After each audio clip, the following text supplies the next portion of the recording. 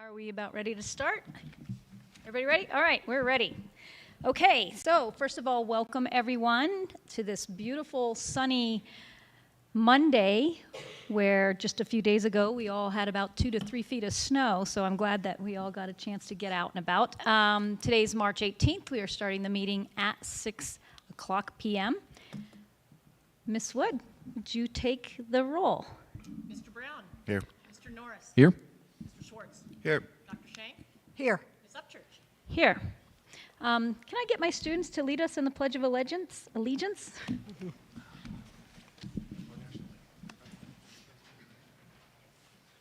Upchurch, they're going to do the national anthem. Oh, okay, perfect. We'll start with the Pledge of Allegiance. Oh, you want to do pledge and then? Okay. Yeah, all right. Okay. Pledge allegiance. We're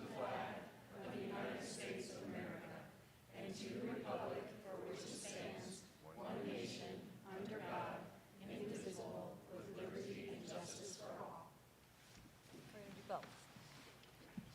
Yeah, I am. Okay.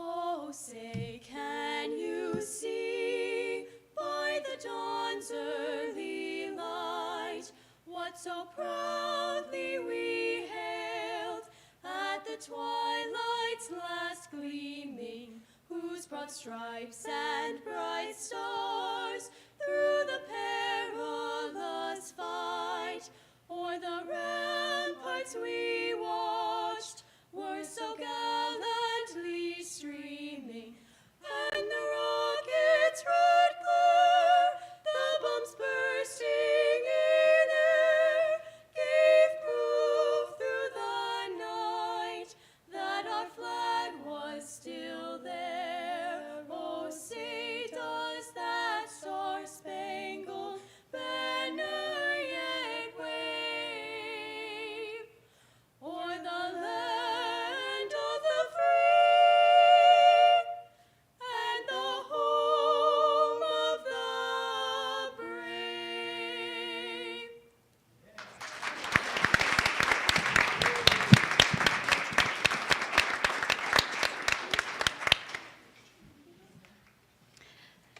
That was Kaylin Marsh, Marin Strickreth, and Noel Garcia that sang the national anthem for us. Thank you so much, ladies.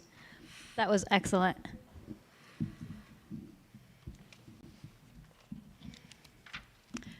Can I get a approval of the agenda motion? Ms. Upchurch, I'd like to make a motion to approve the agenda as presented. Seconded. Ms. Wood? Mr. Brown. Aye. Mr. Norris. Aye. Mr. Schwartz. Aye. Dr. Shank. Aye. Ms. Upchurch. Aye. At this time, we are moving right along into B1, staff recognition. Julie Race, who is our Prairie Winds Elementary School star, which is strategies for teaching based on autism research, classroom teacher, will be in attendance today, and we are presenting Ms. Race with a very special award. Rick's going to introduce him. Okay, Mr. Frampton is going to introduce her.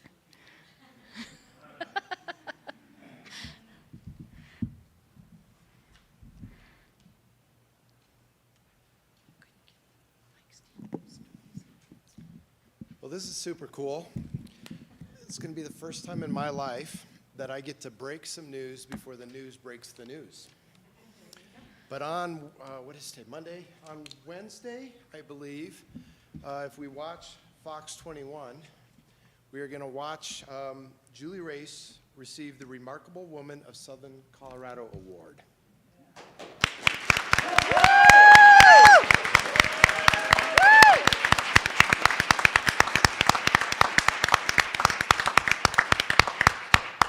Just on top of the multiple Al-Urim Day nominations you've received, and you were an inaugural Al-Urim Day Award winner, they're just piling up.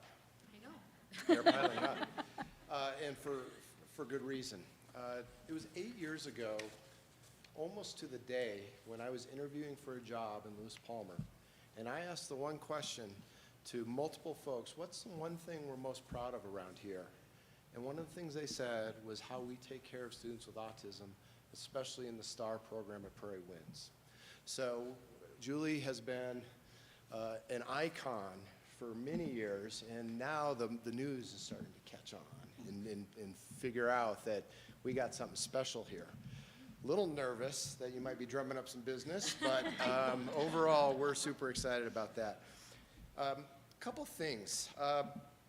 Fox 21, which is a Nexstar news station, they accept nominations for this award, and they've done so for many years. And then they recognize several women throughout the month of March, and only one person wins. This isn't like, you know, one of those everybody gets an award kind of thing. This is highly special. I guess it comes with a all-expense paid trip to California, where you get to hang out with the 49 others who pull this off. It's a pretty special time. One thing that was interesting, though, is that the Fox News Group received so many nominations that they didn't believe it and had to go back and check to make sure they were actually authentic, which is pretty unique. We haven't seen that before. So we need to keep an eye out on Fox 21 in the upcoming days as they prepare to run this special piece about you. And guess what? We get a sneak peek. So let's take a minute and take a look at that. 3, 4, 5. For 16 years, Julie Race has been a special education teacher at Prairie Winds Elementary School in Monument. I started out as a paraprofessional and then moved into the special education teaching role, and I have been in that role ever since. This is what you're going to get.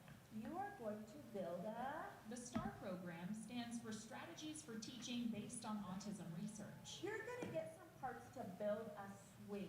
I could plan out the day, I could plan out our schedule. Our day is never the same. The class starts with a morning meeting. The favorite part of my job is just coming in every day, seeing them get off the bus, seeing the kids come into our classroom, building that relationship again with them, but also with the staff that's here at Prairie Winds. We are like a family to each other. And of course, there are some challenges. We never know how their nights have been. Some don't sleep real well. Many of these students are nonverbal. They can't tell us some of their needs that they have or some of their wants that they have. Sending your child to school can be scary for any parent, but especially when they need a little more love and grace.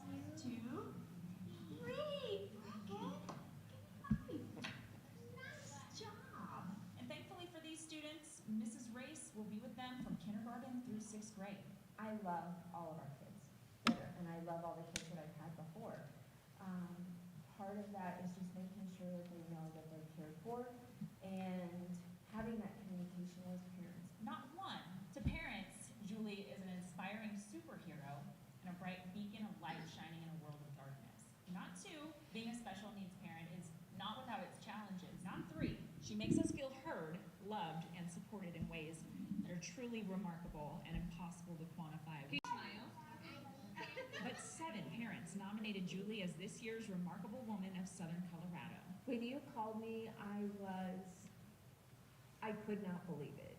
I could not believe that I was the one. I thought it would be someone else. And then when you told me 7 nominations, I couldn't believe that either. I got you. You're okay. But it's the belief in our students that prepares them for life beyond Mrs. Race's remarkable classroom. I know they can learn, and I've got to find that way for them to learn. I get emotional here.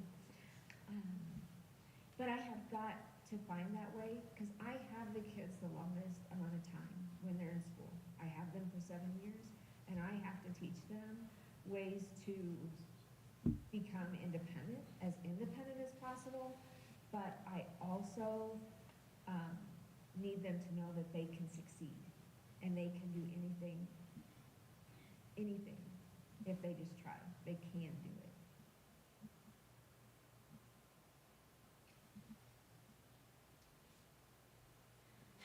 Oh, they didn't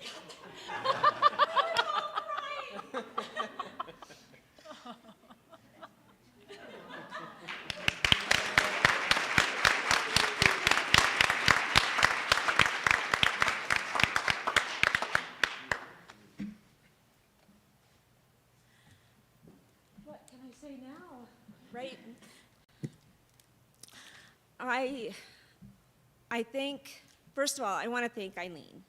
Eileen Finnegan is the one that hired me. She gave me the opportunity, she gave me the chance, and I so am thankful for that.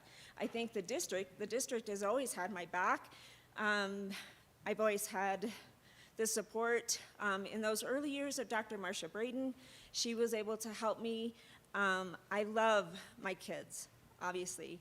I love my families. I want to be there to support them. And I'm thankful for my own family that's here to support me. And again, I could not do what I do without paraprofessionals. And they are with me every day. And I'm just so thankful for them. And I thank all of you.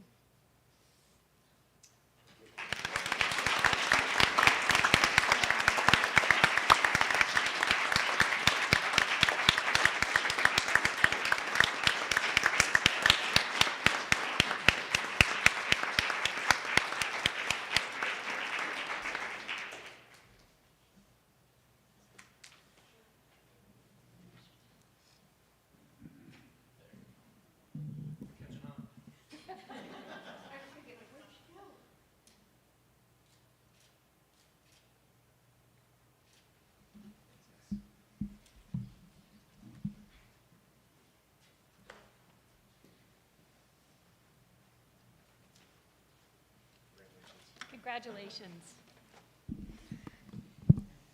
Okay, that's going to be tough to follow up. Thank you, Ms. Reese.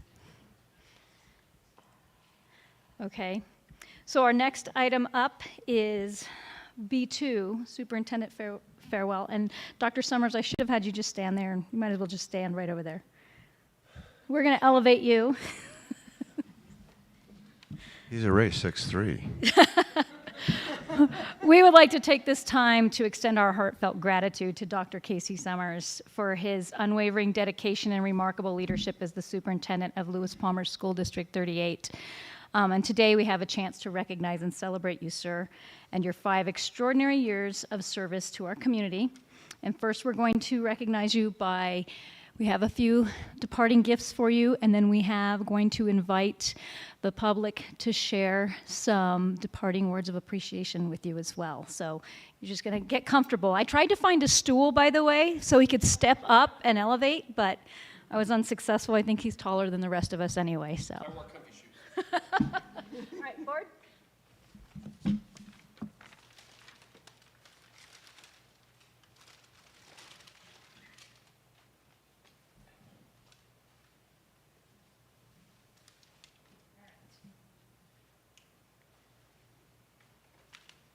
All right, Dr. Summers. We want to first thank you by sharing how much you've elevated D38, and this was a perfect way to show how much you elevate us. And we have one that's signed by staff and members of the community, and also one for you to hang in your office. Thank you. We have flowers for you and your family. We have a plaque. You want to read it, Mr. Schwartz? I would be honored to read it. Hopefully there's no SAT words. In recognition of your service, thank you. In recognition of your service to Lewis Palmer School District number 38, marked by 5 years of expert leadership, guidance, and relentless focus on bettering our schools and our staff, our families, and most importantly, our students. From all of us in the district, we wish you the best as you move forward, and thank you for strategically helping us find our what and our why, and to clarify what we always hold dear, which is elevating the futures of our students by every student every single day.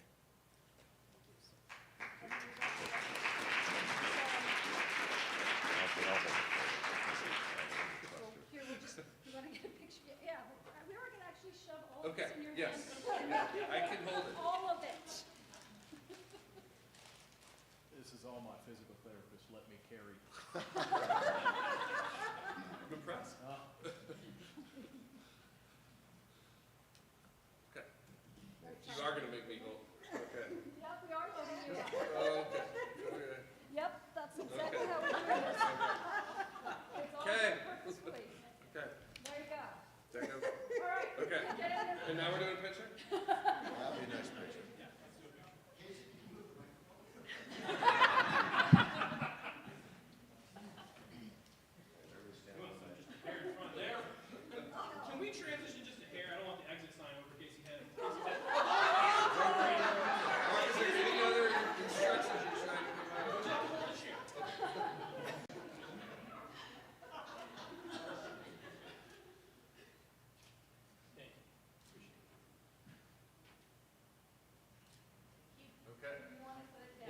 caption going to be in the OCN there, Jackie?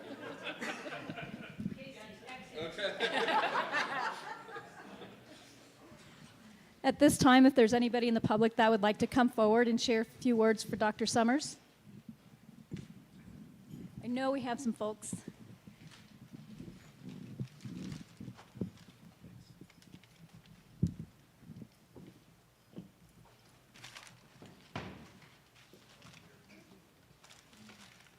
All right, I'm next. I'm here speaking on behalf of a few different people, and I'll share who those are here in just a moment. Casey, your leadership has changed our course and allowed us to impact many students and families. We will forever be grateful for your compassion, your advice, your encouragement, and your unwavering support. As you have shared, the principal is one of the most difficult and important roles in the system.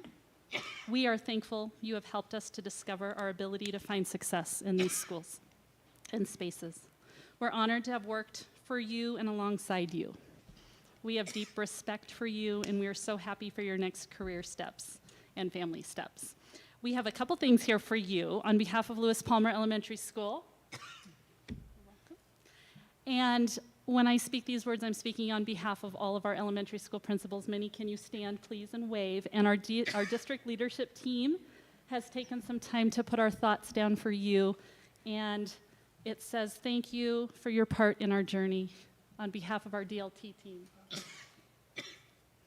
present those to you. You're welcome.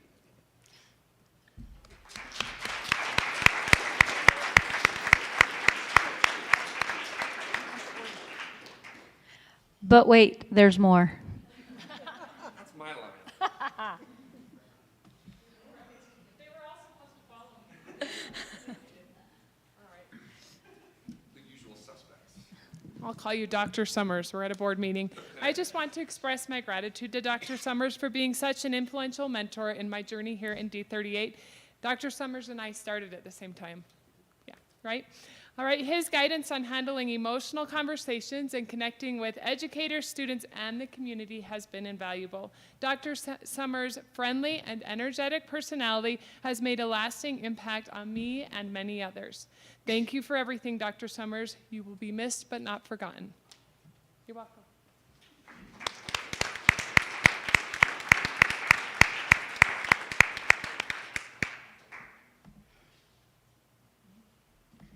But wait, there's more. I got the eye look from Miss Upchurch. Nothing planned, nothing written, but in all gratitude, worked for a lot of leaders in my career. You are the best.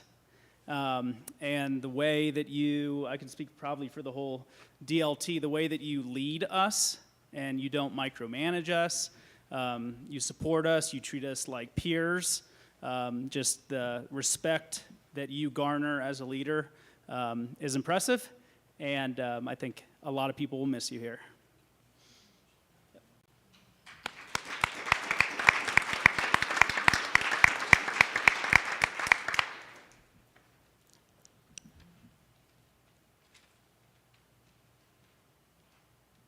Just a moment ago, I told a story about Julie 8 years ago, almost to the day in March. The story I'm going to tell is 4 years ago, almost to the day of March. What is it, March 18th of 2020? We can go back. 13th? Friday the 13th, but today is the 18th, and I think we were sitting down for a meeting, and at that time, we still had this green green superintendent who was just starting with us, and we learned what leadership really looked like. Leadership occurs when you're tested in the ways that you never were prepared to be tested, in ways that we didn't know which way to go, we didn't know what to do, and we kept the one thing that was important in the center of everything, and that was our kids. And we blazed through and made some incredible decisions. Look, we're saying we. That's a true story of a leader. It was never any one person, because Casey's leadership, we did this, And to the point where the Washington Post wrote an article on this guy. So, On us. yeah, on us. So it was amazing. So thanks for everything. One big story that tells even a bigger story.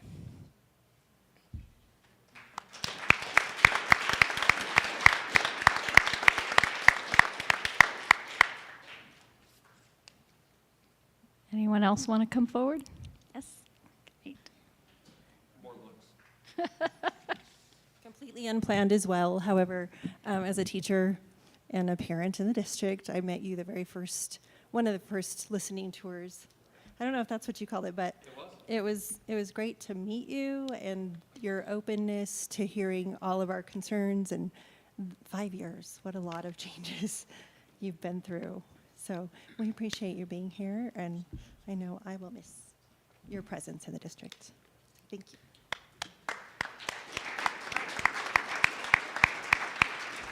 Well, wait, there's more.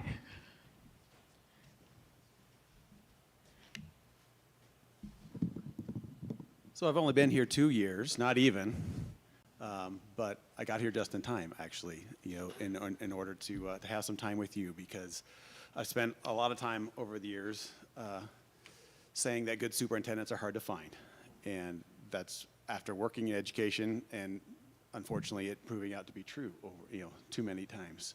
And Peoria has found one, right? Peoria has found one as this board found one years ago when you came here. And so I appreciate you bringing me here, and for the time that we've had to overlap here.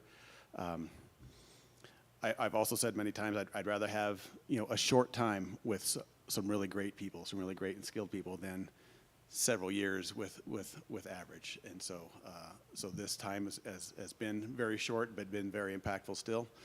And I want to encourage you as you go to Arizona. Being from Arizona, I think I'm glad to see you going there and delivering your expertise and your skill set down there.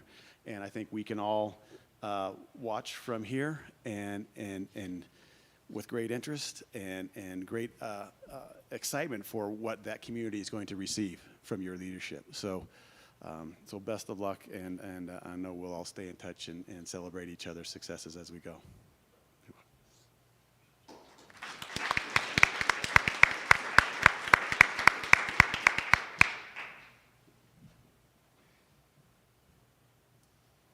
Casey, I am so grateful that you brought me into this amazing district and our amazing team. You have clearly made such an impact on District 38, and you will make an even bigger impact in Peoria. You truly believe in elevating every student every day, and you will do the same in Arizona as you've done here in that regard. So we wish you the very, very best.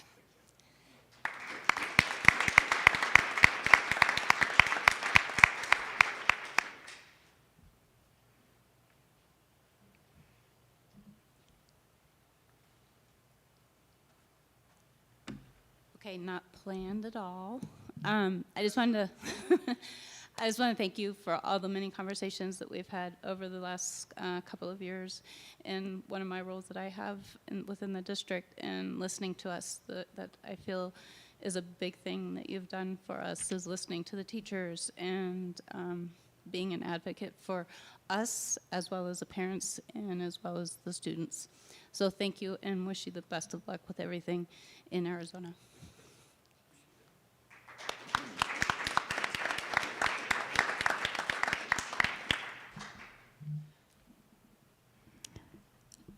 I think our board has some words to share as well.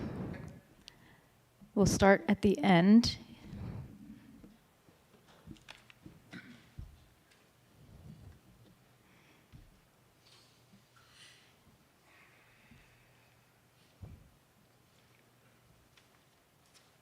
Have a seat. Yes, sir. You guys have a seat.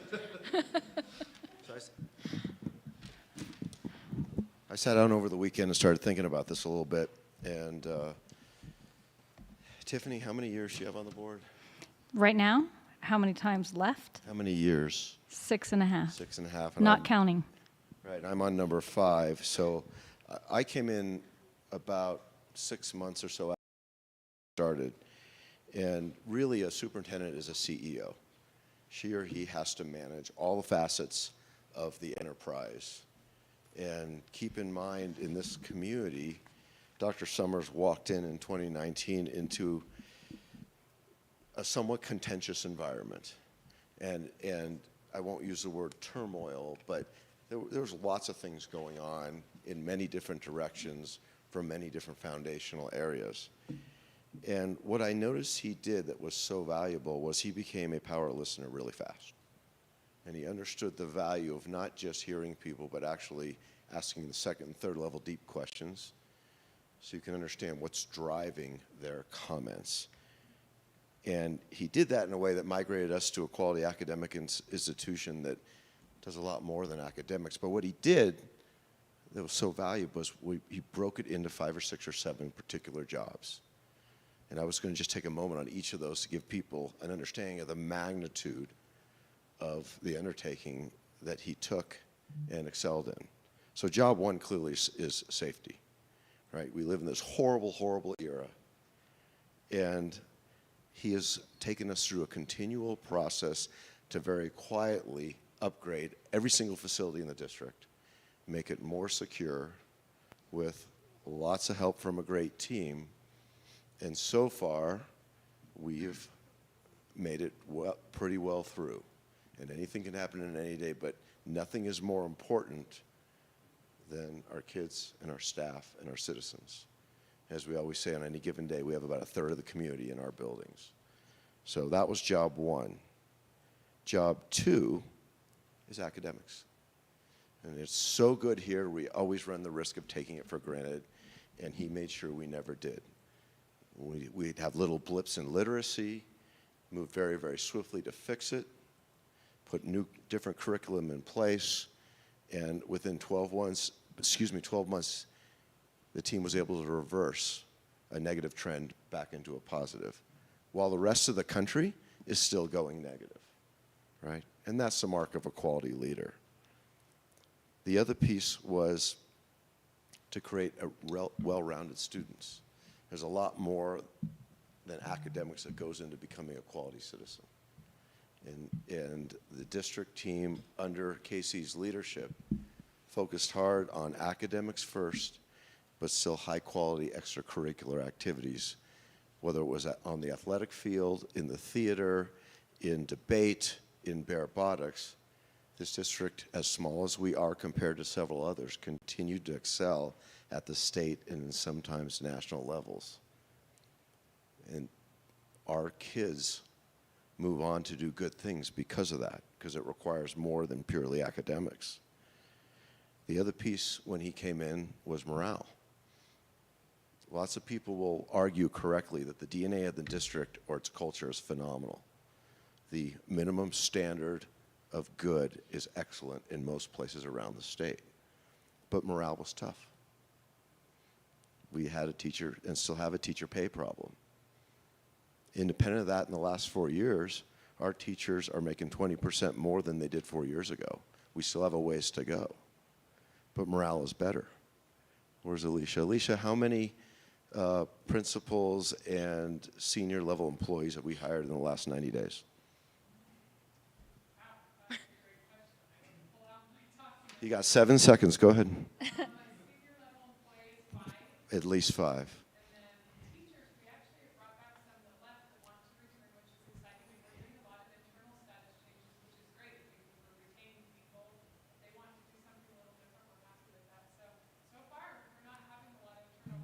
Right. When I came in here, it was at 23%.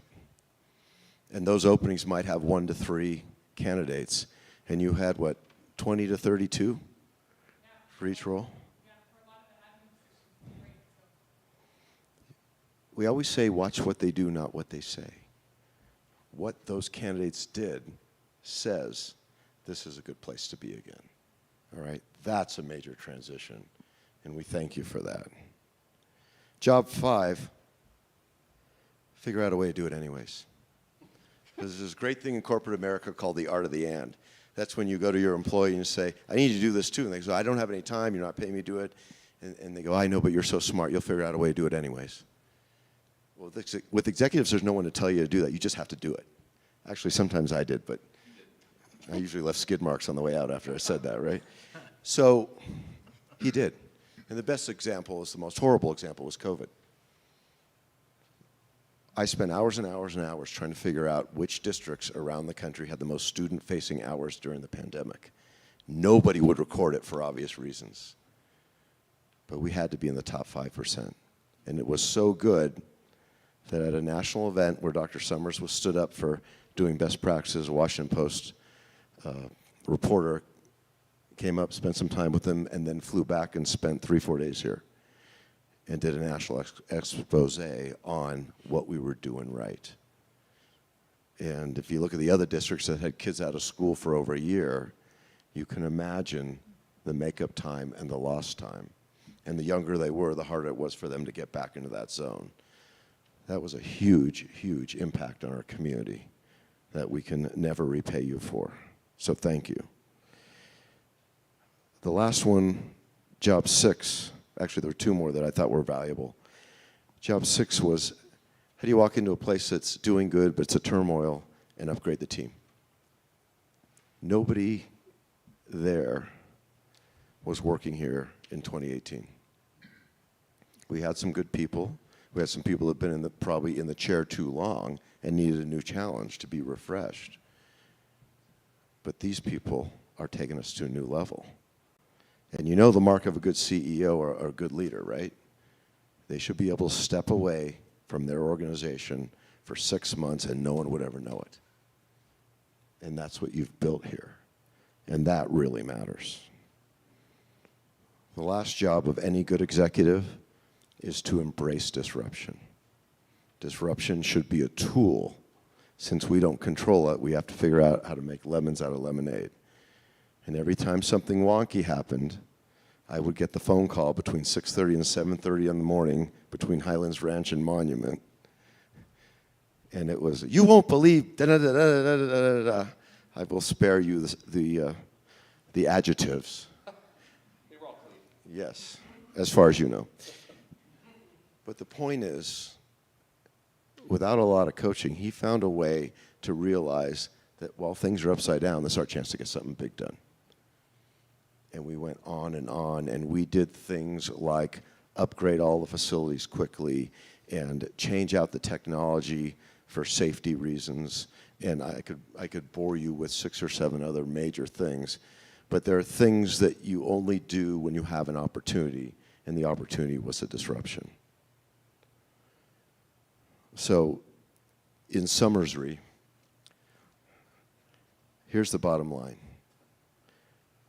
The job is dynamic. He led by example, not by edict.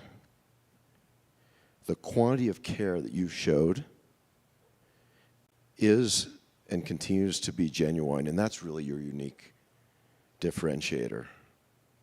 And only the real leaders succeed if they derive heartfelt joy and passion out of their teams and their customer success, and you've done that. So because of that, you've earned the right to take the good work you're doing with 6,500 kids and do it with 40,000. And that's really good for our country. So thank you.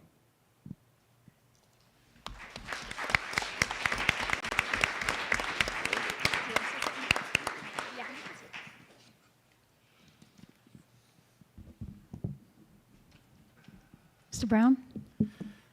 Well, I don't know how any of us are going to look good following that, Ron. Very well said. I've only been in this position for a short time, obviously, so we haven't had a lot of time to work together. But as an outsider perspective, I've seen since you came on board a lot of very positive improvements in the district, and I think you've done some great things with building the right team and had a really good positive impact on the district. So wish we had more time together, but I'm also very happy for the opportunity you have in front of you as well. So.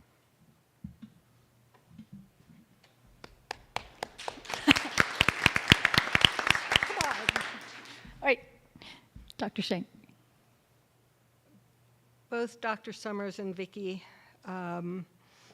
took somebody who knew pretty much nothing about being an elected official and made me feel comfortable and welcome. And in talking to you, those few times, I realized not only could I do this, but I very much wanted to.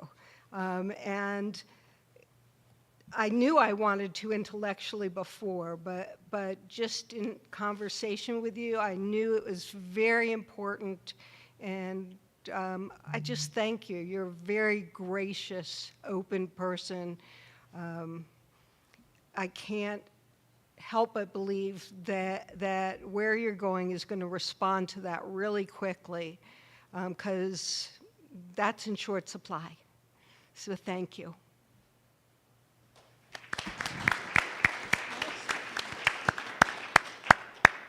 It's not going to be like yours or Ron's or theirs. So you're raising the bar. So, as you've brought to my attention, I've pretty much been here just about a year. And in that last year, I've gotten to know you a little bit, just a little bit. What's more impressive when you sit back and look from an outsider is the amount of love that everybody has for you. And that speaks volumes to your character. Thank you for what you've done for D38 District. Yeah.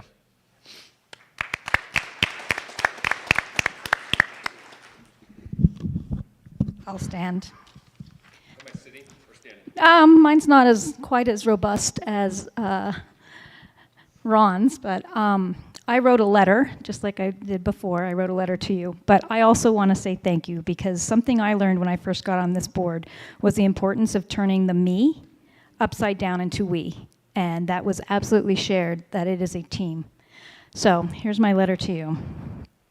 Dear Dr. Summers, Casey, I'd like to first start by reminding you, as you fondly miss our beautiful Rocky Mountains of Colorado, from the breathtaking views of the snow-capped Pikes Peak that inspired America the Beautiful, from our Palmer Lake Star that is a beacon in our community, to the statue of William J. Palmer towering above the traffic patterns in front of the old alma mater.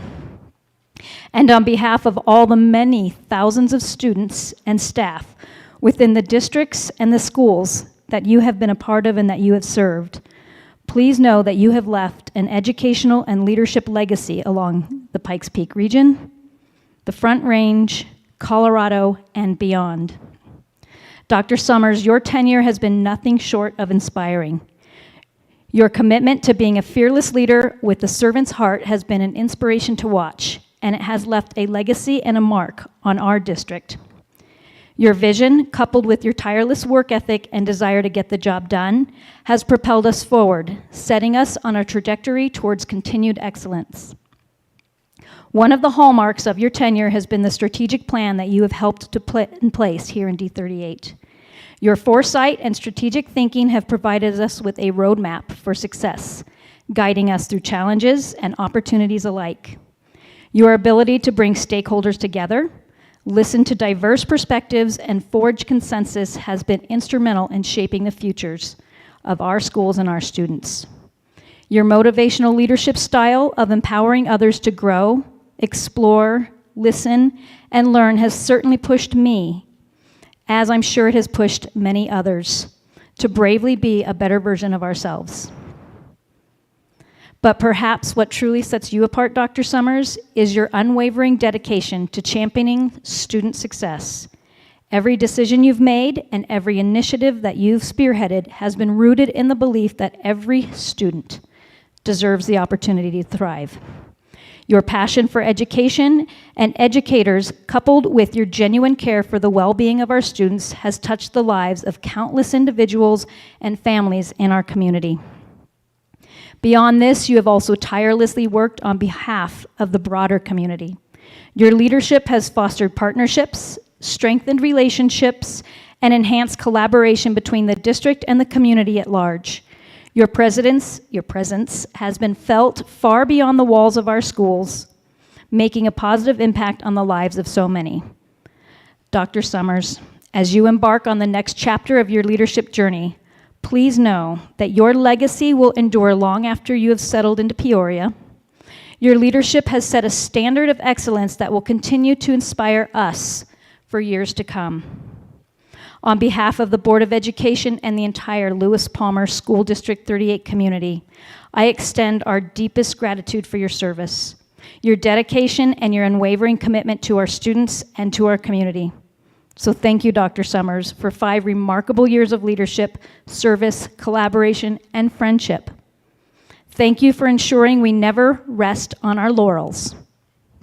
I wish you all the best, and we look forward to making you proud as you watch our continued growth and success from afar. Respectfully and sincerely as a friend, Tiffany Upchurch, Board of Education President, Lewis Palmer School District 38.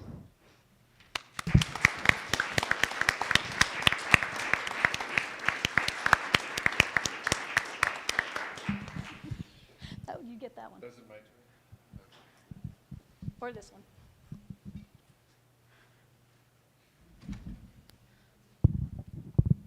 Need a drink first.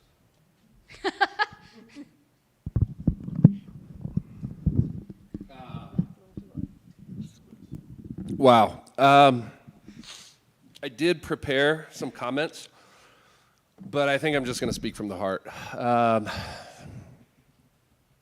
First of all, I just want to start with a huge, big nod and thank you to each and every one of you that's here tonight, as well as those that may have not had a chance to be, but are still very much a part of our community and our district. It is hard to put into words what I have been experiencing these last few months of knowing that the transition is happening, and knowing that this was kind of the night that I had circled and said last board meeting. And by the way, for those of you that know kind of what's happening around my personal life, in addition to moving and starting a new job, my daughter's getting married on Friday. So, and that's in Arizona as well. And so there's just a few emotional things happening, and I'm like kind of a mess. In a good way. I think one word kind of summarizes everything here for me tonight and for my entire journey here with all of you, which is relationships, because it's not just people, although people are at the core of everything that we do and we talk about our people. It starts with our kids. It starts with every student that is in our system every day. And we use that saying because it has meaning. And I think it means more than just, well, it kind of sounds cool. And when I was looking at districts, there was one that really stood out, and it was Peoria, and that's because they also use every student every day, prepared to shape tomorrow. And I was like, hey, I thought I invented that. But I think it speaks to why the people that are our adult learners, because we're all students here, put everything that we have into what we do. And Julie, big nod to you as one example of that tonight. One of how many examples? Every chance I've had to step foot in every one of our schools and to witness and to be able to champion, which I appreciate that terminology, what happens on behalf of each and every student in our care. I mean, when I think about the job that this is, I wouldn't be doing my job without everybody that is here doing what they're doing. Now, that seems sort of like, yeah, that makes sense. But then what is the job, ultimately? And so I appreciate how it was put in context tonight. And I appreciate how each and every one of you that I've had the chance to really connect with. And I know that I have not maybe connected with as many as what you hope, because in a big system, and even though we're kind of small, we're still kind of big. And yes, going into a bigger system, you have the chance to influence that many more, but it really just boils down to the connections and to the relationships and to those moments that matter, because your futures, every single one of you that's here, that's still in a position of being a student, you have amazing and bright futures ahead of you. And so we're your biggest fans. And I am going to be the biggest fan. I will just be a big fan from the Valley of the Sun and eagerly cheering you all on.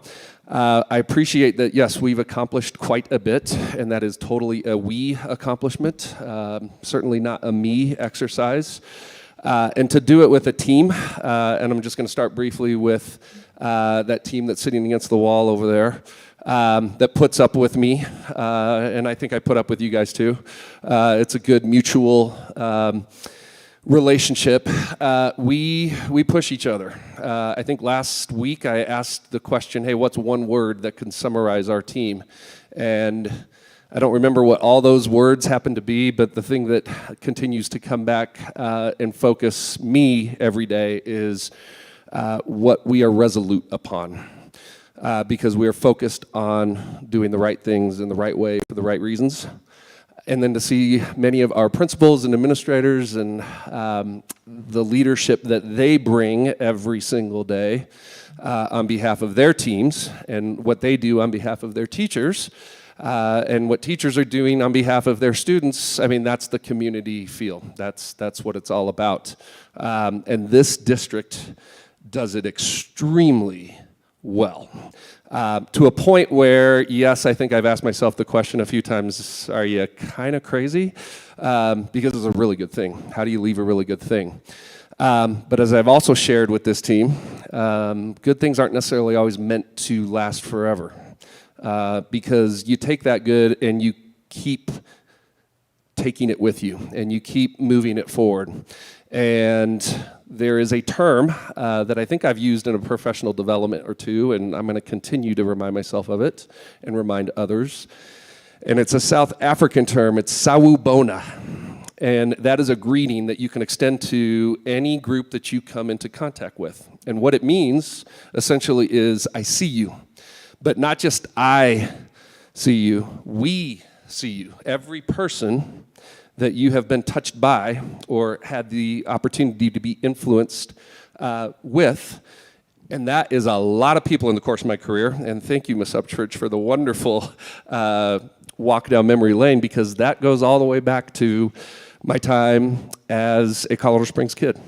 And that has stayed with me in Colorado my entire tenure here. And I give a big nod and a big shout out to all of my teachers and coaches and people that influenced me, because that's what this business is all about, is taking it and paying it forward. And that's what I intend to do. And I am taking all of you, literally, with me as I walk into a new environment and hopefully have the same type of impact with them that I've been able to achieve in collaboration and partnership here with all of you. So that just means everything to me. And to this board, to our three newer members, it's been good, the little bit that we've had. To Mr. Schwartz and to Mrs. Upchurch. Yes, there's been many a call on many a drive or sit down, and it has been an absolute privilege and an honor to work for this governance team. And to do it in a manner that I believe is representative of what this community's ideals are all about. And I know you are going to find the next great leader, and you have a great leadership team that will continue to carry this torch and this baton, which is I will get to within the superintendent update.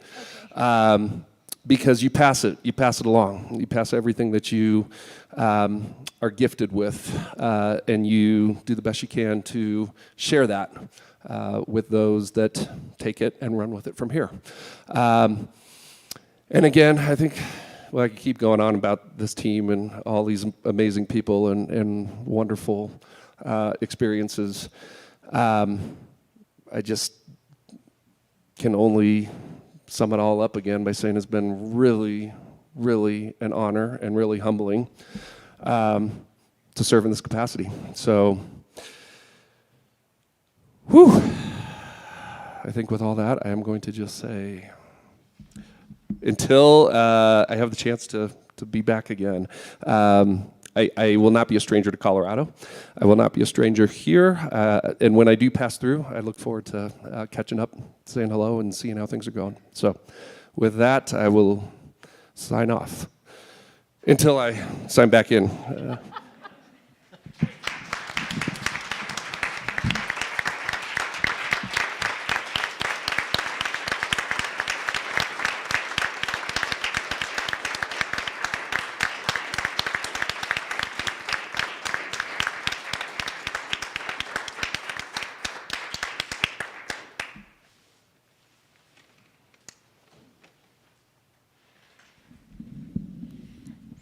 Thank you, sir.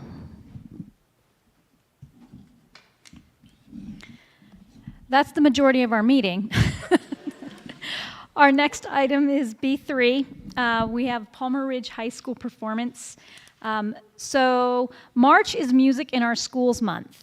And musical arts are vital to the well-being of our students at every level, providing a positive impact on academic, personal, and professional growth.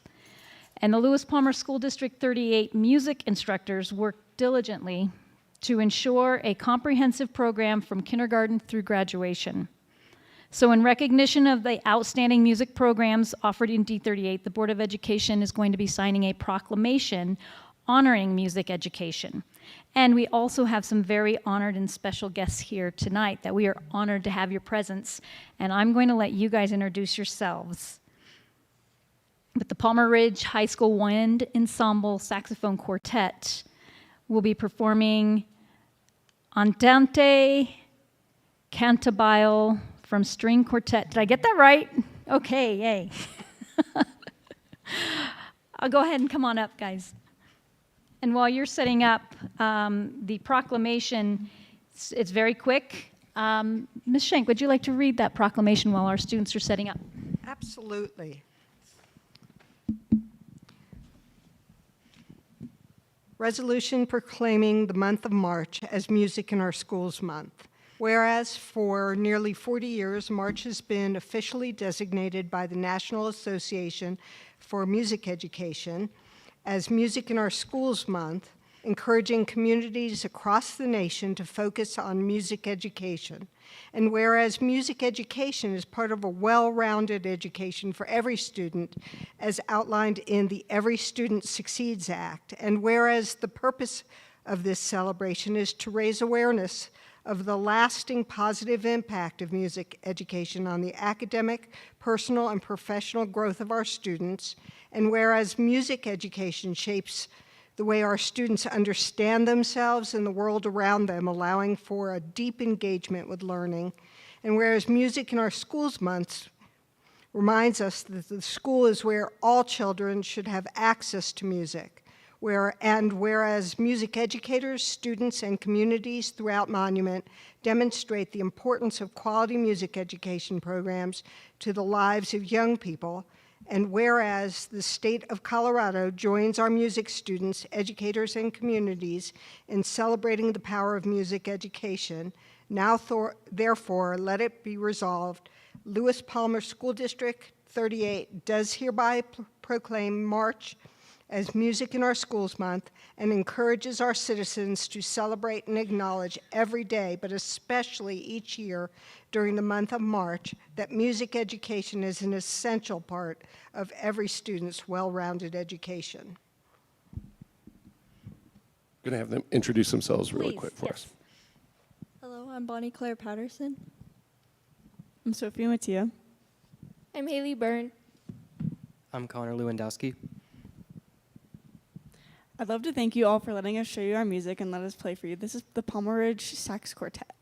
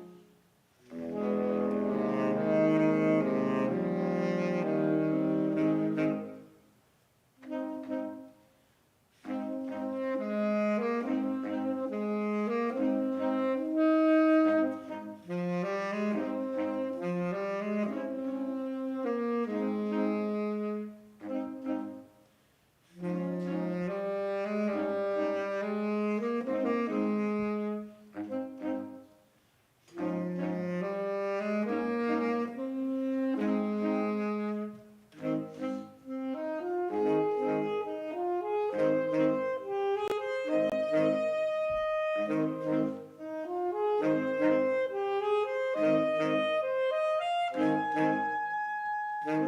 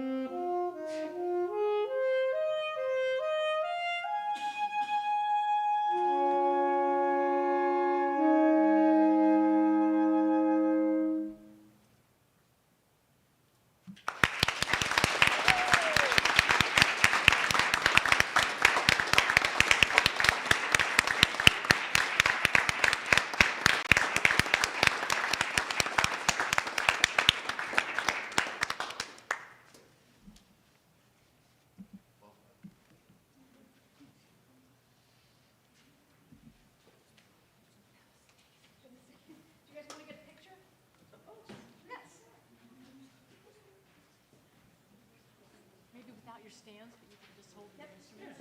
We'll just straighten it up and line up right there. Starting there and then facing towards the crowd. We also have with us, we want to invite up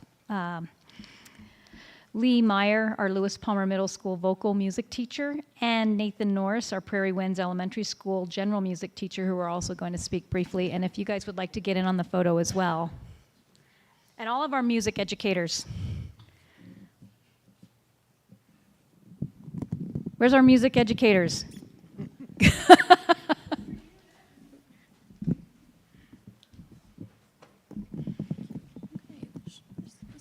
That was beautiful. Thank you so very much. That was such a treat.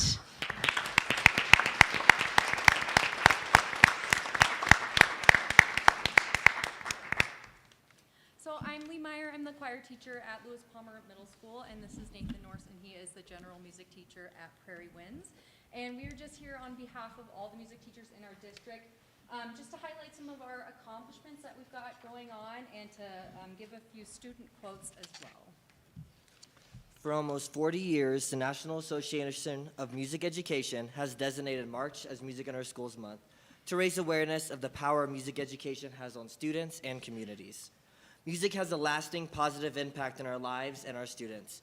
According to the Every Student Succeeds Act, music is included as a part of a student's well-rounded education. Through music, students are exposed to cultures around the globe, instrument learning and performance, music composition, collaboration, determination, and preparedness for life outside of school. Music also has many health benefits. Johns Hopkins Medicine states, listening to music can reduce anxiety, blood pressure, and pain, as well as improve sleep quality, mood, mental alertness, and memory. The way music impacts a person's life is incredible. The theme for this year's Music in Our School Month is ICME, I See Music Education, describing how we see ourselves in music education. Here's a couple statements from some of my choir students. So this is from Hayden, a 7th grader. Choir has been so helpful to me in so many ways. It's helped with my social skills and my connections. Choir here at LPMS makes me feel a part of something. Everyone is so fun and unique, and I have so many friends. When singing with the altos, I feel confident and supported. When I come into choir after having a hard or difficult morning, singing with everyone helps me feel better. Even being in choir is just a good feeling, and being in this choir has changed some part of me. It's helped my teamwork and cooperation. And this is from Sophia, an 8th grader. Choir has been an amazing experience over these past 2 years. Choir really encourages teamwork, having confidence, and treating everyone fairly and with kindness. What I have really enjoyed about choir is that Mrs. Meyer believes in us and challenges us. Even when you feel that the note is too high or too low, the song is too difficult, you can just have confidence in what you're singing and trust yourself. There's a lot of teamwork because when we sing group pieces in unison, we have to really blend together and become one voice. We treat everyone fairly and with kindness, especially when we audition for All-State or solos. Even if we don't make it, everyone has a fair chance. So as we say at the end of every choir class, say something nice to someone, do something nice for someone, live in harmony with the world. And here are some other accomplishments across our music rooms in D38. From the second grade performance happening right now at BCES, the guitar studio at LPES to the 60-student choir at BCES, the songwriting classes at PLES, the piano lab at PWES, and the musical joust at RKES. LPMS choirs grew from 18 students last year to now almost 60 next year, and their band with 13 students in Pikes Peak Middle School Honor Band. From the Lewis Palmer High School Band with 11 students in the All-City Honor Band and choir with 14 students in the Top of the Nation Honor Choir, to PRHS Band with 14 students in the All-State Band and choir with 2 students in the Southwest American Choral Directors Association Honor Choir. D38 has a truly outstanding music program K through 12. Thank you to District 38 for officially proclaiming March as Music in Our Schools Month.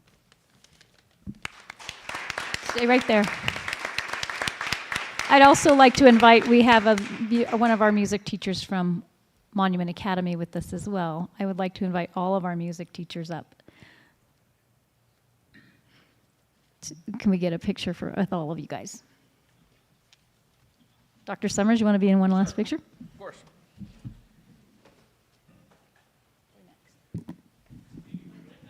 Sure.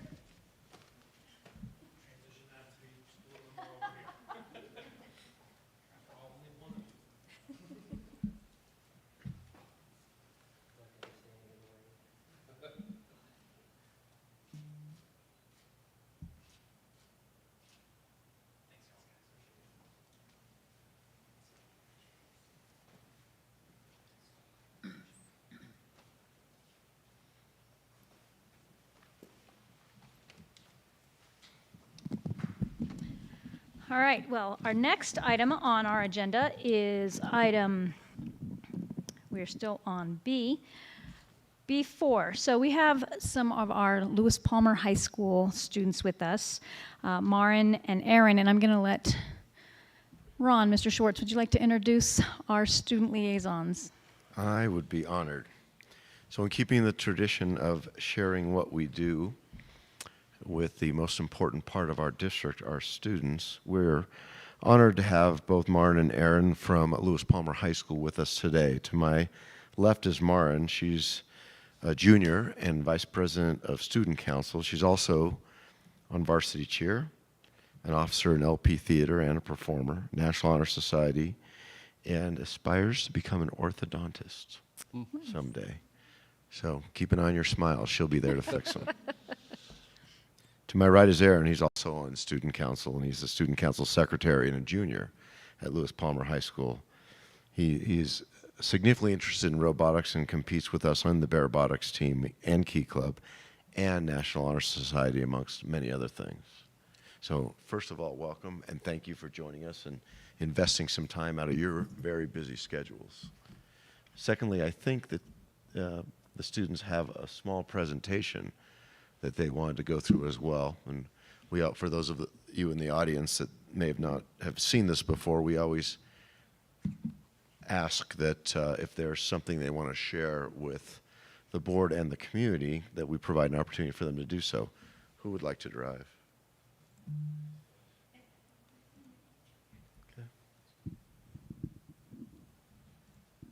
Okay, awesome. So we just have a little recap of our semester 2 so far. So first up, we had our Wish Week, and both high schools do this. It's a really awesome opportunity. We work with Make-A-Wish Colorado and raise money for kids to get their wishes. So up there you can see our Wish Kid this year, Riley. She is 4 years old and has cystic fibrosis, and her wish was to go to Disney World. And something really special that we chose to do as student council was her favorite song is Twinkle Twinkle Little Star. So during our assembly, you can see up there, all the students took out their phone flashlights and sang to her, which was sent to her later.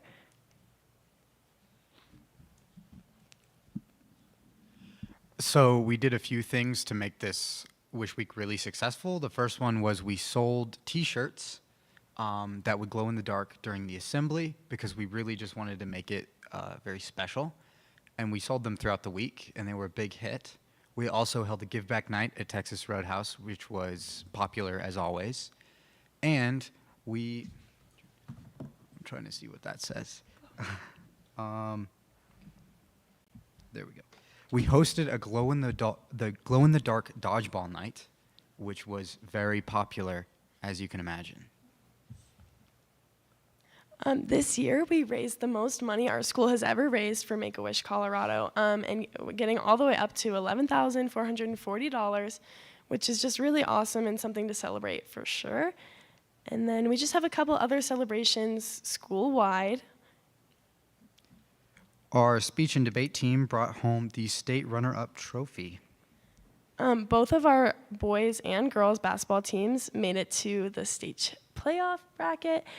Girls made it to the Sweet 16 round, and boys made it to Elite 8. Our cheer team competed at high school nationals, making it to finals and finishing in 9th place. And then we have just recently kicked off our prom festivities with a formal wear drive for students in need at our school.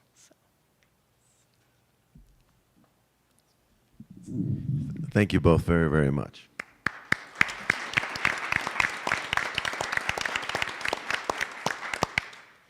Why I think this is so special is that we are here and we do this for our students, and so our student voices matter, and having our students part of the governing process is an important part of that journey, and it's a skill set that you take on for the rest of your life. So thank you for being with us, and thank you for service to your school as well.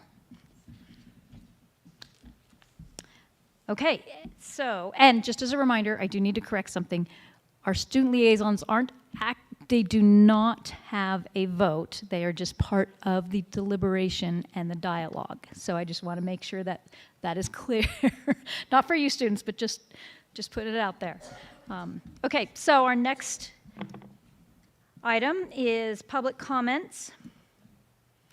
And we have a lot of no comments today. So we'll move on to board member comments.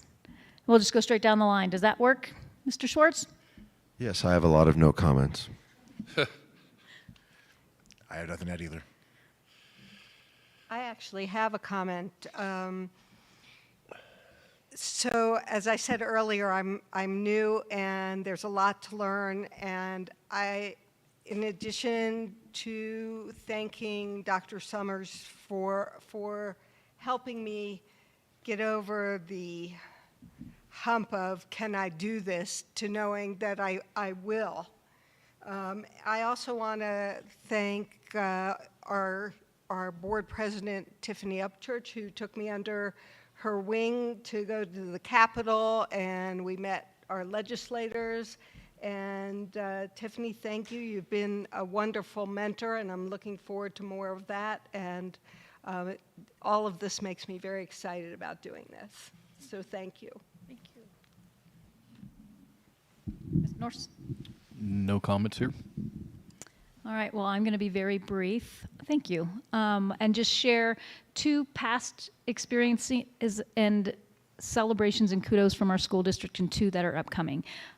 One being the basketball game between our unified district team and our Warriors, and anybody that was there, if you did see or haven't seen, the student body alone, the enthusiasm and the love and the excitement it brought tears to my eyes. It was just so amazing to see these students. Not only are they talented athletes, but they're excited to be on that basketball court. And just the student body and the staff it was something special, and I was glad I went because it was nice to be a part of that. And a follow-up to that is a reminder that our Alliorum Day Awards are coming up April 14th at Lewis Palmer High School. It's Lewis Palmer High School, right? Yep, Lewis Palmer High School this year. So I encourage everyone to attend that as well. Again, it is absolutely inspiring to see this community come together and what we do for our students. And then I also wanted to celebrate our Stars of Tomorrow talent show was this past Sunday. And again, seeing our students and seeing them shine was pretty amazing. And then upcoming, we have a graduation coming up in 2 2 months, folks. So we'll be honoring our students in 2 months for that as well. And this weekend, our Bearbotics team, ranked #1, will be competing up in Denver. And please, it's at the stadium at Magnus Arena. Thank you. University of Denver. Yes, I was going to say DU, but I couldn't remember the name of the arena. But it's pretty cool to watch those robots go, and the amount of work that those students put into that team, and it's year round. So it's just a neat, really cool, really crazy experience. So I'll be up there. So if anybody wants to join me on Saturday, and that's all I have to say. And again, Dr. Summers, you will be missed. Thank you, sir. Thank you. This is me signing back in for my sign off earlier. So. And I believe we've got a update queued here. Thank you. So Mrs. Upchurch, you stole the thunder just a little bit, but it's okay. We can give reference to our this was the first slide because we can't forget about the snow and all the snow removal that our capable facilities and maintenance and grounds team continue to exercise in storms of significant magnitude. So the good news is we did not have really a whole lot to report in any sort of facility damage. So that's a very big win for us. And we got back to school today. So that's always a fun thing, right? When you have 2 days off, it's kind of hard to ask for any more. So Mrs. Upchurch, you alluded to one of the highlights of every year, which was our unified basketball game. And this was a head-to-head match, actually the third annual Abilities Classic that was hosted. And I believe this was probably our biggest crowd, although I didn't have a chance to actually attend myself this year, unfortunately.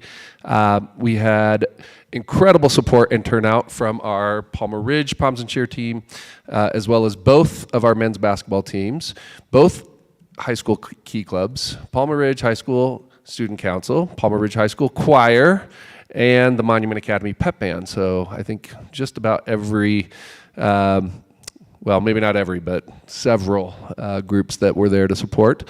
And a big shout out to, I don't know that the refs were even booed that much, Coach Benton and Mr. Frampton, who served capably in my stead. So congratulations to all. Our Lewis Palmer Elementary School's first grade class provided an entertaining spring musical of the Three Little Piggies, which continues to warm our hearts. Is that right, Mrs. Johnson? And provide multiple laughs as well, I might imagine. So a big shout out to all of our student performers as well as those that made the event possible. You also did a really good job of the Alliorium Day reminder there, Mrs. Upchurch. So I believe the nominations are open another week. Is that correct? So if you go to our lewispalmer.org homepage, you should see the link, or you can search for it, and then the awards recognition April 24th at 7 p.m. One of the other big events of every year that's just truly an inspiration and a wonderful event for so many different reasons. And then we actually have a Lewis Palmer Middle School student author, who our very own Ian McLean, who is featured in a KOA, or on KOA on March 8th for achieving his dream of publishing his very own book, Broken Hearts. So this is, I believe, a story about the 1850s time period in London, following the tale of Ted and Arthur as they navigate a haunting curse. So that is a very amazing achievement, Ian. Kudos to you. And we also had mention of a Prairie Winds student who's made nationwide news. So a big shout out to Jacob Young, who was featured around the United States after being profiled by KKTV, who his story is being admitted into Mensa as a 5-year-old. So shared with 100 media markets. Big congratulations to the Young family, and we'll eagerly watch your future journey. And then you also did a good shout out that we didn't have profiled. So we have our Bearbotics team competing this weekend. as the #1 team, so congratulations there. And now's the time of the meeting that I have really been looking forward to this, and I think Mrs. Wetstein is really looking forward to this. So there is an official baton. Now you'll notice that the sticker is now reflective of our updated logo, and so this is a big thing, Mrs. Wetstein. As the baton is being passed to you, you are now going to be coming up to join us here at the dais. So you don't want a lot of pomp and circumstance with this? Okay, but there at least has to be a picture of But a picture, yeah. passing the baton officially to you. Were you passed the same baton by Dr. Bra? Yes, I was. And Mrs. Upchurch was there to witness that. Do you remember that, Mrs. Upchurch? You sound unsure. Anyway, so I am going to allow her to take our next announcement into her very capable hands. I So have the privilege, I am so thrilled to get to introduce to you Mrs. Courtney Harrell, who is going to be the new principal at Lewis Palmer Middle School. She has over 18 years of experience in education. She's served students in a number of ways, including as a science teacher, academic support specialist, and more. Most recently, Mrs. Harrell has helped lead the Sand Creek High School in the role of assistant principal, championing supports for students and creating a welcoming environment for staff and families during her time there. And I will read just a quick excerpt from her cover letter that she submitted as part of her application. It is our responsibility to treasure each student, provide personal, individualized service, and grow the confidence of each student to stand ready for high school at the end of their 2 years. The Monument community is relying on us to launch successful students. I am eager to lead Lewis Palmer Middle School with wisdom and strength.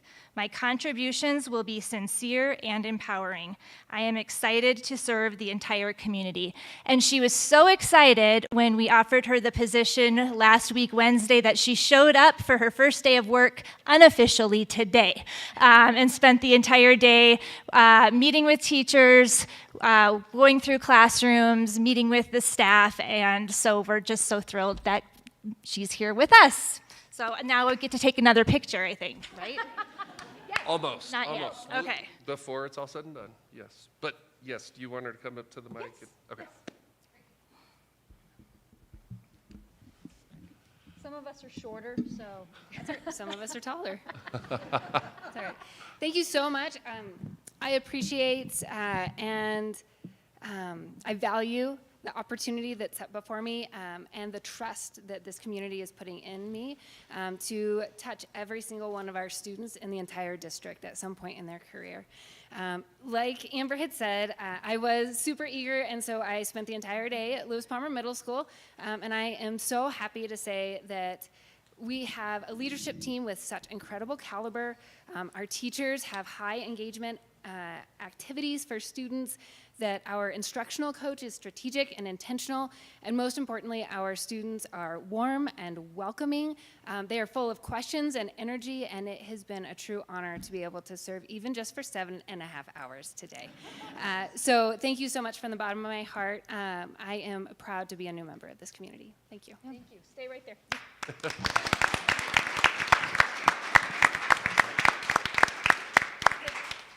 This is a great time to move on to our next item, which is C1, to consider and approve our Lewis Palmer Middle School principal appointment. Ms. Upchurch, I'd like to make a motion to approve the appointment of Courtney Harrell as principal of Lewis Palmer Middle School effective July 1st, 2024. Seconded. Ms. Wood, is there any discussion first? Thoughts? Would you like? Ms. Wood? Mr. Brown? Aye. Mr. Norris? Aye. Mr. Schwartz? Aye. Dr. Shank? Aye. Ms. Upchurch? Aye. Ms. Harrell, welcome to the team. We are excited. I know that this was, we were looking for the right fit, and I'm excited that we have somebody and that our middle school is in good hands and that you are in good hands. So welcome to Lewis Palmer D38. Thank you so much. And now we'll take a picture.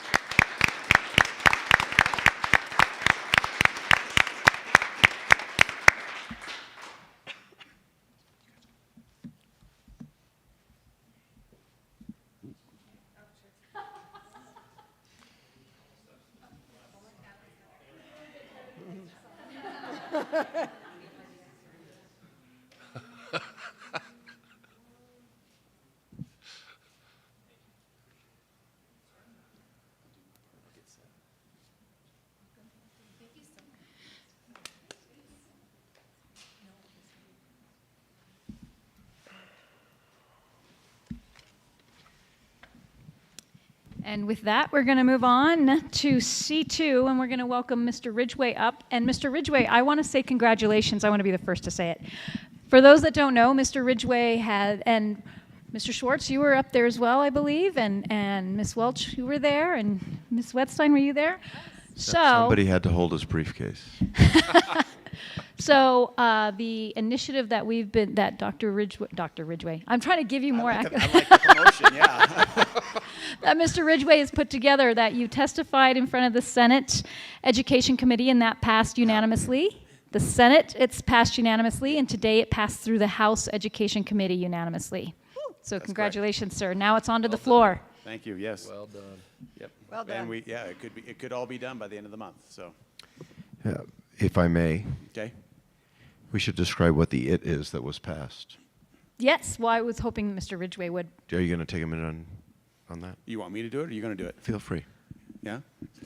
So this is so I'll describe this by bringing up a part of the presentation and what I go through most months here, and when I start with our presentation, I go to this one slide, graphical presentations. And this is the one slide that we start with a lot of times, and we spend a lot of time with, especially this bottom slide right here. We talk about the general fund net cash position pattern. And so this has often been a confusing thing for members of the community, for staff, whatever, when they wonder, why do we start the year with $15 or $16 million of cash on hand?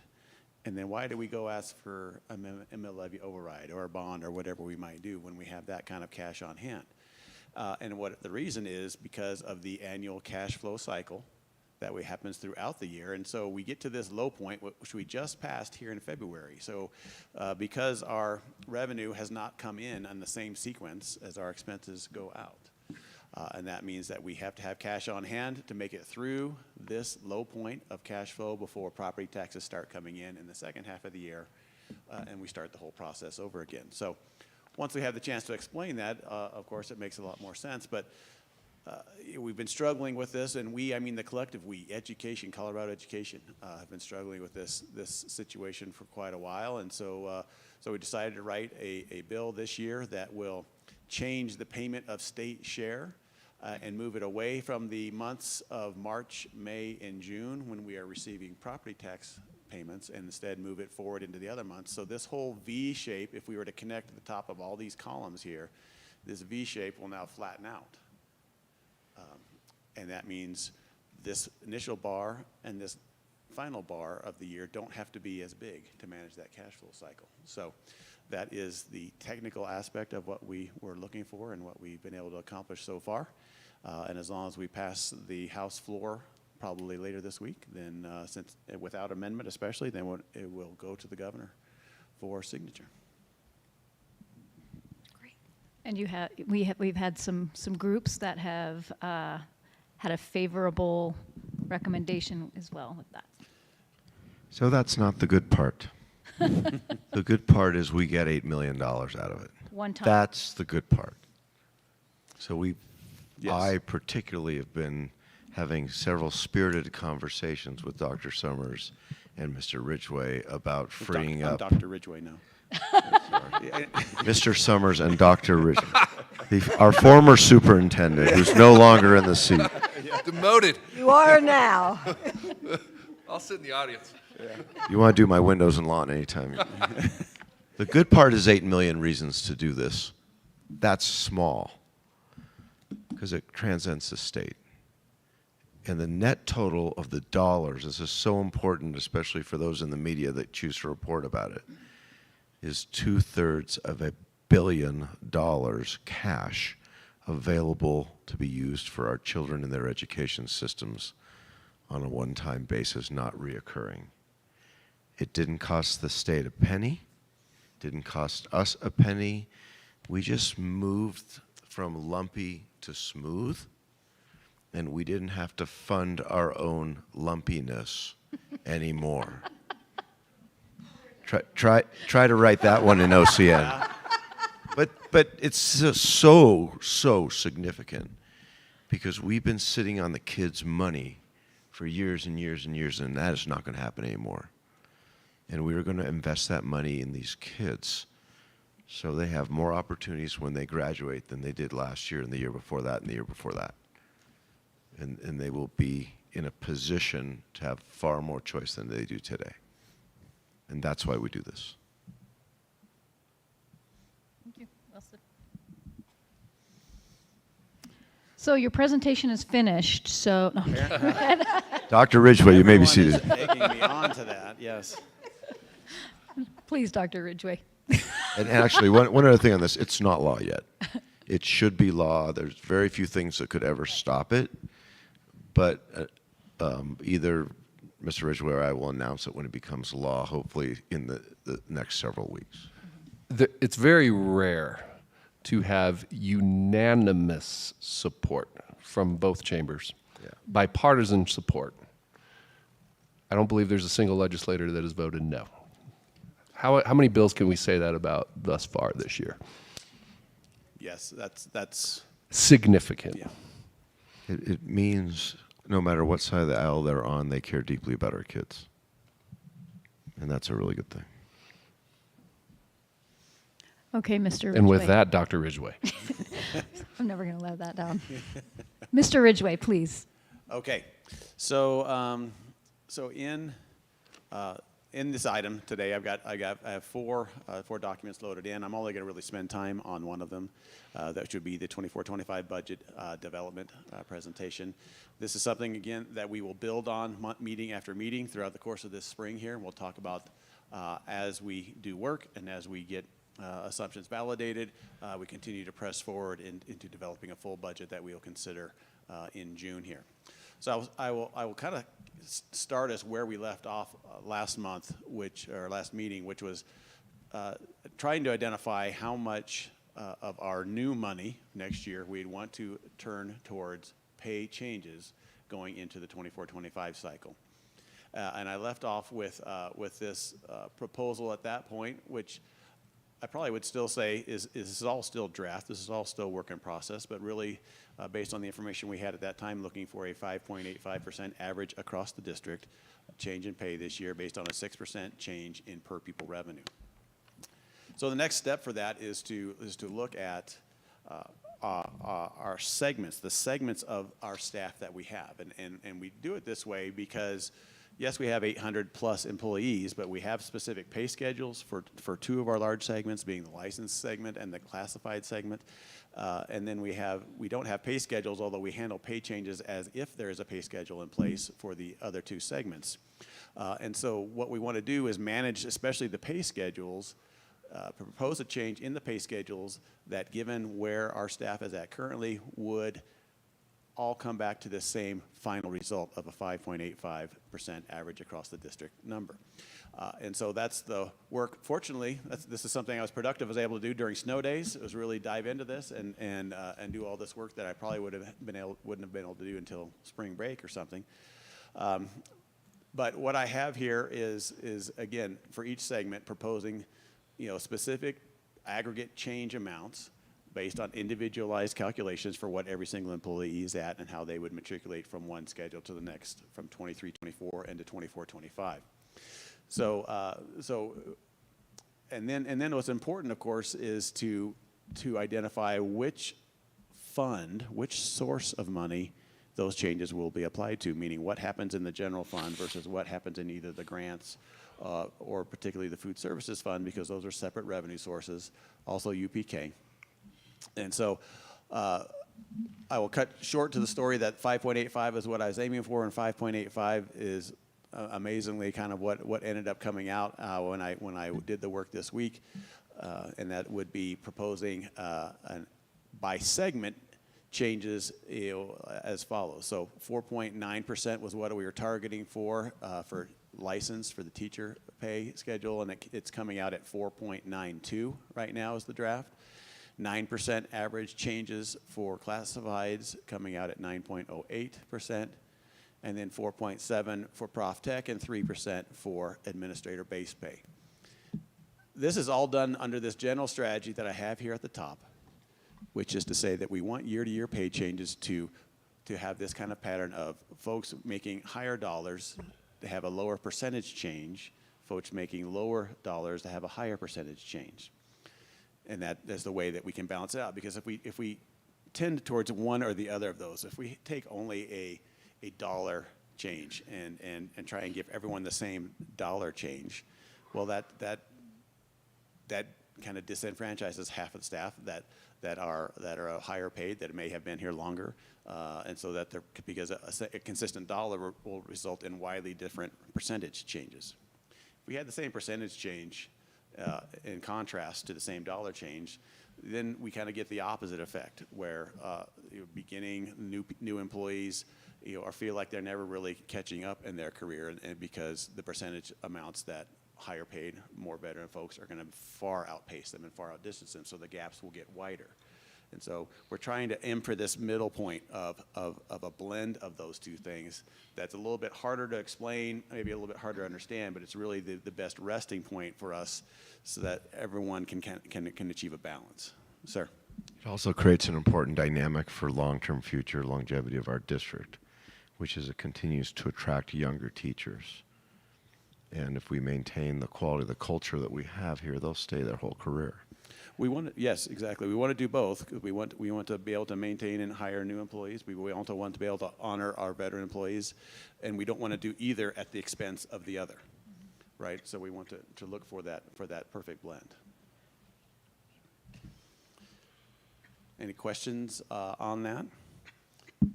The general style or these results? And again, I would still call these draft. I'll continue to work on this, and as we get into contract issuance and notice assignments issuance, there's usually some details that we flesh out that require some adjustments, and so this is still very much draft.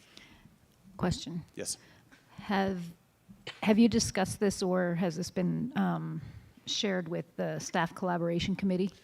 Yes, good question. We had a staff collaboration committee a week ago, last Monday, and presented draft numbers very similar to this, but again, as I said, I did a lot of work since then, but really the targets are coming very close to that, although not exactly, because they have been able to make some adjustments and refinements in this. One thing it's important to say, last year we made some commitments when we changed our policy in terms of recognizing years of service when someone comes into the district, and we were going to be changing that up towards 20 over these next few years, and that means some existing licensed staff, we're going to get some step adjustments as we made those adjustments over time, and that is already factored in to this proposal as well. That's another wonderful retention tool. So one of the things I want to key in on is the classified employee segment and the fact that we'll be introducing a new classified employee schedule this year as part of this process.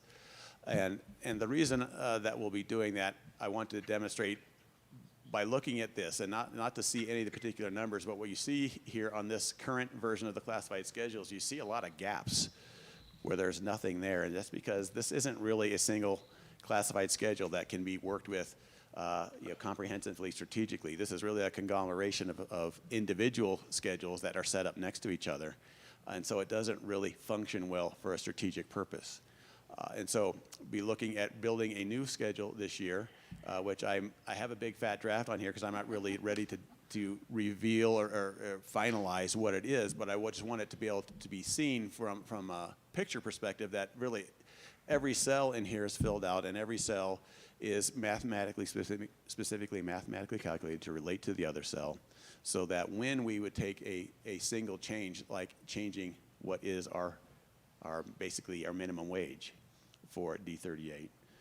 And it will percolate and permeate, I should say, throughout the entire schedule and create the effect that we want on a year-to-year change, again, of higher percentages for lower dollars, lower percentages for higher dollars. Those lower percentages will still equal more dollars, but it really is a good, consistent way for us to move forward. One thing that you can take away from this particular schedule is I'm proposing the D38 minimum wage for next year right now to be $17.35 an hour. Just a note, that's $14 an hour higher than when I got my first job, when it was $3.35 an hour. And that was a long time ago.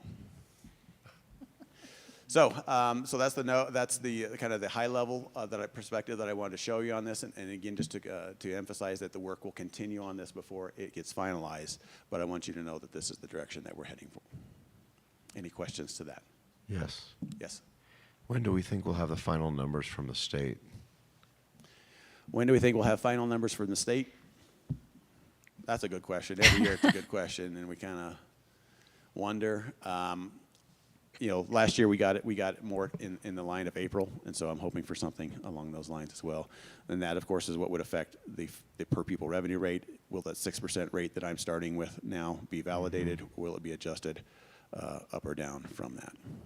This week they're prepping the long bill this week, and then the 25th the long bill is going to be heard in the House, and then the following week the Senate.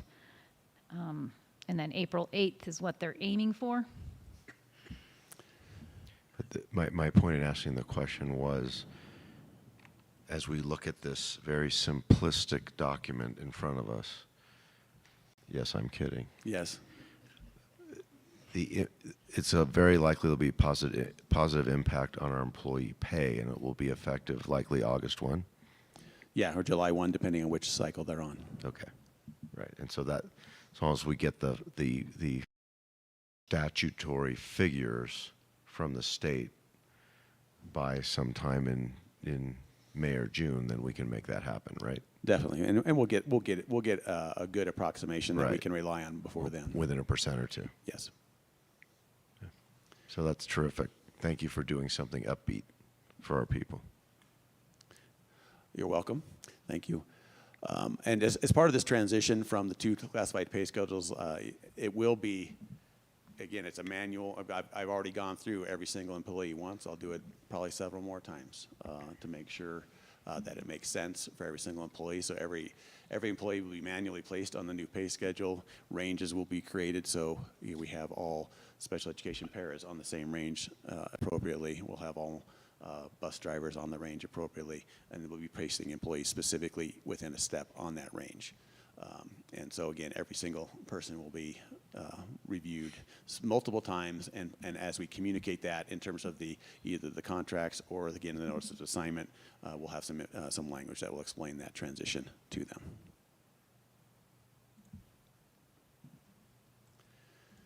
The next major segment I wanted to talk about was capital maintenance and projects. And if we go back to where we left off again last meeting, when I talked about first take adjustments. And one of the potential first take adjustments is whether we're going to keep the same pace of capital project, meaning the same spend of capital projects from year to year, or are we going to change that? What we have inherent in the 23-24 budget was a $3 million capital maintenance project program for this year. And so by the fact that on this line right here, I wasn't proposing any change to this point, that means for 24-25, we'd be presenting another $3 million project proposal. And so the ending pages here in the package kind of go through a couple of different things, you know, in terms of how the different funds that we use are purposed and why we are doing them, using them that way. Then I go through kind of some level setting of the current list of projects.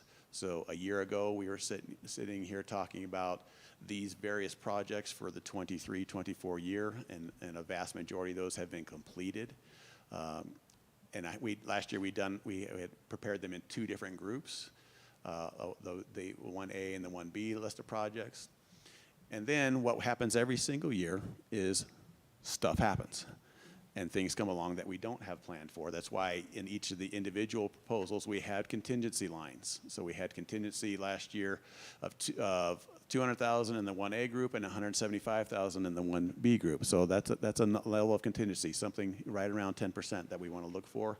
And as this year happened, then we had to take that contingency and apply it to various projects. And that's what this section is of the subsequently identified and necessarily pursued projects, things that came up and that we had to pursue and get rectified. The biggest thing that we had going way, way, way back, although I don't know that's what the complete finalization status is Lewis Palmer Elementary School corridor project and that whole vestibule thing. That was the biggest change order that we had right off the bat going in last summer that we had that conversation. Then, so this is a report that's been in every financial reporting package every month so that you can always look at the progress on our operational projects. And so then what we've added is this proposal of projects for 24-25. Work in general on these would begin as of July 1st, 24. There may be some early setting of contracting, maybe some delivery of materials, but in order to make sure that we hit our fiscal year markers, nothing will really be perfected until July 1st of 2024, so that it really falls within the appropriate fiscal year. So this is the list of projects. I'll leave this for you all to review at your leisure, and if you have any particular questions that you want clarifications on, I'd be happy to provide those, but I was not planning to go through every single project here tonight on this list. Is there some kind of a running list on a 36-month or 60-month basis that the team works with? There is something we're trying to. We need better compilation of that list, and so we've had Melissa Andrews come on board as the director of planning, facilities, and grounds. That's definitely something that she is jumping into very first off to make sure. So this is what we call the priority 1 list. Yep. Well, you can infer correctly that there are priority 2s and priority 3s and et cetera down the line. So yes, there is a much larger list behind this, but this is what's been surfaced as this most urgent and most necessary needs going into 24-25. Thank you. This is one of the priority recommendations for when we vote on our budget for June. Correct. And again, the way that the contracting phases have gotten extended these last few years, there is some of this that we'd want to be kind of putting in place to be able to be kicked off right in July. And so I'm asking you to review this and provide us any questions that you'd have. Certainly as individual contracts come forward, most of those come to the board, and when they're exceeding a certain dollar value, $50,000, they'd still come to you in individual conversations or approvals as well, I should say. So you'll have that opportunity as the projects come through. But we want to go ahead and start making some plans for a lot of this work to get done. Do we anticipate the possibility of being able to qualify for a BEST grant for some of these improvements? I don't believe, to my knowledge, we have not applied for a BEST grant for this cycle.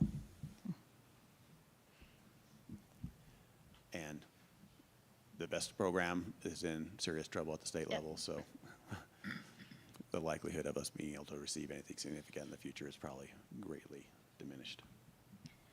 That's a conversation for a work session. That's a conversation, yes. Work session or other. Anyone else? Anything else? That's all for me. If there's nothing else from you. Board? For the good of the order? No? Okay.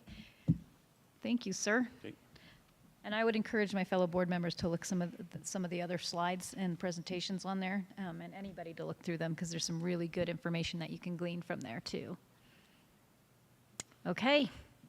Well, moving along to our last item, C3, approval of consent agenda. You look excited. Go for it. Ms. Upchurch, I'd like to make a motion to approve the consent agenda as presented. I'll second. Any discussion? Nope. Okay, Ms. Wood. Mr. Brown. Aye. Mr. Norris. Aye. Mr. Schwartz. Aye. Dr. Shank. Aye. Ms. Upchurch. Aye. E1, any future meetings or information that fellow board members would like to have discussed in an upcoming board meeting? And if you can't think of anything right off the top of your head, you can always send them to Ms. Wood. No? All right. Dr. Summer, you look like you want to say something, sir. I do want to say something. But I'm like saying this and I won't be here. So in April, you all are foregoing a work session. And on April 2nd, there's an opportunity to help facilitate a tour of our current CTE programs, which I believe Ms. Wetstein and Ms. McAllister will be coordinating that with you. So that I just wanted to bring to you. Trending toward the 6th special meeting, which will be facilitated with Dr. Cooper and will likely include you moving into executive session. And then that means you'll be foregoing an April 9th work session. And then your next regularly scheduled board meeting is April 15th. So that's pretty impressive for a short timer.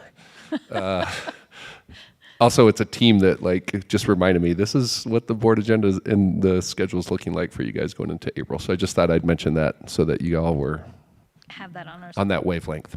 So to that point, what I was going to share also is for upcoming with our superintendent search, the board, we will be convening in 2 days.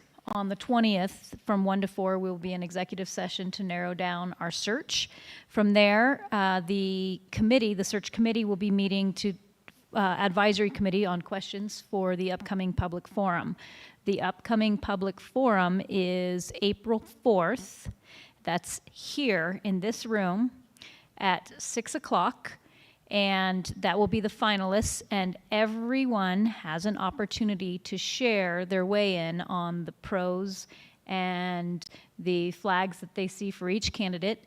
And then on April 5th, the board will be convening and doing interviews. And then on April 6th, the board will be getting together again to go in and learn and glean from the input that was given to us from the community.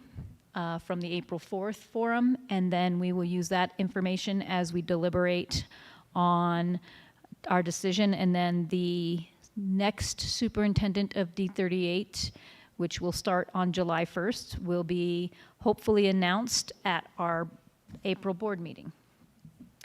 And I'm trying to think, and then to Dr. Summers' point, on April 2nd, we will have an opportunity to tour our CTE facilities throughout the district. And then we'll go from there. We've got a lot on our plate, so hope you have a clear calendar. And then in 2 weeks from now, not 2 weeks, 2 months from this time frame, we will have graduations. So just keep those on your calendar. So and Ms. Wood, thank you so much, because I know you're having to keep herding cats and keeping track of all the different times, dates, and individuals involved. So thank you so much. Appreciate that. Anything else for the good of the order? Ms. Wetstein, thank you so much, and welcome to the table. Thank you. It's my pleasure to serve. And with that, we are adjourned.